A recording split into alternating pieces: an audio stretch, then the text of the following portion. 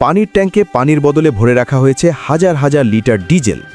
চট্টগ্রামের পতেঙ্গায় শাহ আমানত বিমানবন্দরের পাশে এই জালিয়াতির খোঁজ পেয়েছে জেলা প্রশাসন। ৬,০০০ লিটার ডিজেল, যা দিয়ে শত শত কৃষকের পাম্প চলতে পারত, তা লুকিয়ে রাখা হয়েছিল পচা পানির দুর্গন্ধযুক্ত ট্যাঙ্কে। কেন এই ব্যবসায়ীরা পানির ট্যাঙ্কে ডিজেল ভরে রাখছে? সারা দেশে আর কোথায় কোথায় চলছে এই লিকুইড গোল্ডের অস্বাভাবিক খেলা?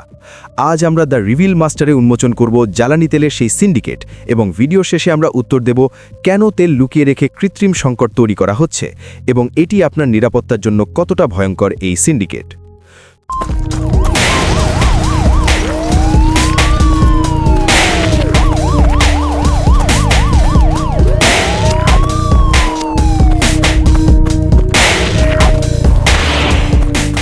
চট্টগ্রাম নগরের পতেঙ্গা এলাকা থেকে উদ্ধার হওয়া এই ৬,০০০ লিটার ডিজেলের ঘটনাটি কেবল হিমশৈলের চূড়া মাত্র।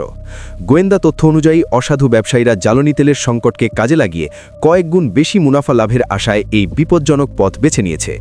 পানির ট্যাঙ্কে তেল মজুত করা কেবল অবৈধ নয়, এটি একটি প্রচণ্ড বিস্ফোরণযোগ্য অপরাধ। চট্টগ্রামের পতেঙ্গা ছাড়াও এই সিন্ডিকেটের জাল ছড়িয়ে আছে খুলনার খালিশপুর, নারায়ণগঞ্জের ফতুল্লা এবং উত্তরবঙ্গের বাঘাবাড়ি ঘাটের আশেপাশে।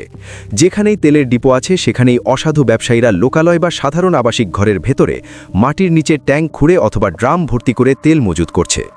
এই তেল জালিয়াতি প্রচণ্ড বেশি ধ্বংসাত্মক, কারণ এটি সরাসরি জাতীয় অর্থনীতির চাকা থামিয়ে দিচ্ছে। গবেষণায় দেখা গেছে এই ব্যবসায়ীরা সাধারণত গভীর রাতে ডিপো থেকে বের হওয়া লরিগুলোর চালকদের সাথে হাত মিলিয়ে তেল চুরি করে। এরপর সেই তেল সাধারণ মানুষের ধরাছোঁয়ার বাইরে রাখতে বাড়ির ছাদের পানির ট্যাঙ্কে বা সেপটিক ট্যাঙ্কে বিশেষ প্লাস্টিক লাইনিং দিয়ে লুকিয়ে রাখা হয়। লোডিং আনলোডিং পাম্প ব্যবহার করে চোখের পলকে কয়েক হাজার লিটার তেল এক জায়গা থেকে অন্য জায়গায় সরিয়ে ফেলা হয়। এখানে সিস্টেমের ইনসাইডার বা ভেতরের মানুষের বড় হাত রয়েছে। তেল কেন লুকানো হচ্ছে?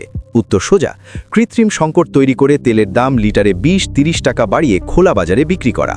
যখন ফিলিং স্টেশনগুলোতে তেল নেই বোর্ড ঝোলানো হয়, তখনই এই কালোবাজারি সিন্ডিকেট সক্রিয় হয়ে ওঠে। মানবিক ও নিরাপত্তার দৃষ্টিকোণ থেকে এই মজুতদারি এক চরম বিপর্যয়। যে পতেঙ্গার এলাকাটি বিমানবন্দরের অত্যন্ত কাছে, সেখানে এভাবে খোলা ট্যাঙ্কে হাজার হাজার লিটার দাহ্য পদার্থ রাখা মানে পুরো এলাকাটিকে একটি আগ্নেয়গিরির ওপর বসিয়ে রাখা। সামান্য একটি আগুনের স্ফুলিঙ্গ বা বিড়ির টুকরো থেকে হতে পারে নিমেষেই কয়েকশো মানুষের প্রাণহানি। তেলের ডিপো সংলগ্ন এলাকাগুলোতেও প্রশাসনের নজরদারি ফাঁকি দিয়ে গড়ে উঠেছে এই মরণ ফাঁদ। দেশের প্রধান বন্দরের পাশে পানির ট্যাঙ্কে ডিজেল চুরি হওয়া আমাদের প্রশাসনিক দুর্বলতার এক বড় প্রমাণ। ভিডিও শুরুতে আমরা যে প্রশ্নগুলো করেছিলাম, এখন তার উত্তর দেওয়ার সময়। তেল লুকিয়ে রাখা হচ্ছে মূলত মুনাফাখোরদের পকেট ভারী করতে এবং কৃত্রিম সংকট তৈরি করতে। এটি আপনার নিরাপত্তার জন্য ভয়ঙ্কর, কারণ ডিজেল থেকে নির্গত গ্যাস বাতাসের সাথে মিশে যে কোনো সময় বড় ধরনের অগ্নিকাণ্ড ঘটাতে পারে, যা নিয়ন্ত্রণে আনা প্রায় অসম্ভব। রাষ্ট্র যখন স্মার্ট এনার্জি ম্যানেজমেন্টের কথা বলছে, তখন পতেঙ্গার এই পানির ট্যাঙ্কে ডিজেল উদ্ধার হওয়া প্রমাণ করে যে অসাধু ব্যবসায়ীরা প্রযুক্তির চেয়েও বেশি ক্রিয়েটিভ হয়ে উঠেছে অপরাধের পথে।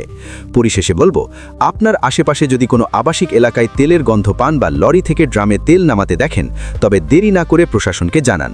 অসাধু মজুতদারদের জন্য দেশ আজ সংকটে পড়ছে। দ্য রিভিল মাস্টার চায় এই তেল সিন্ডিকেটের প্রতিটি আস্তানা গুড়িয়ে দিতে। আপনার এলাকায় কি তেলের সংকট চলছে? আপনি কি কখনো এমন অবৈধ তেলের ডিপো দেখেছেন? কমেন্টে আমাদের জানান। এই ভিডিওটি শেয়ার করে সবাইকে সচেতন করুন। প্রযুক্তির আড়ালে লুকিয়ে থাকা এমন আরও সব ডার্ক এবং ইনভেস্টিগেটিভ ভিডিও পেতে আমাদের সাথেই থাকুন। ধন্যবাদ।